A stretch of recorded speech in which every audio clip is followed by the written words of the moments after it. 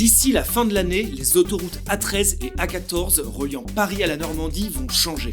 Elles vont passer en flux libre, c'est-à-dire sans barrière de péage. On pourra donc circuler sur l'autoroute sans s'arrêter pour payer.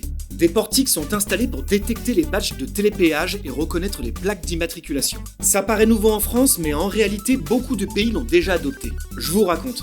En 1959, William Vickrey, prix Nobel d'économie, propose un système de péage électronique à la ville de Washington.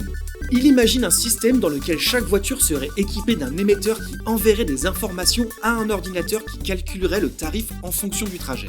L'idée fait son chemin et c'est la Norvège qui déploie ce système en 1986 dans la zone urbaine de la ville de Bergen. Les États-Unis suivent la tendance avec des portions d'autoroute comme celle du nord de Dallas, mais c'est véritablement au Canada que les choses s'accélèrent avec la première autoroute totalement automatisée, l'Ontario Highway 407, ouverte en 1997. L'innovation commence à faire parler et Singapour devient un an après la première ville au monde à intégralement automatiser son système de péage.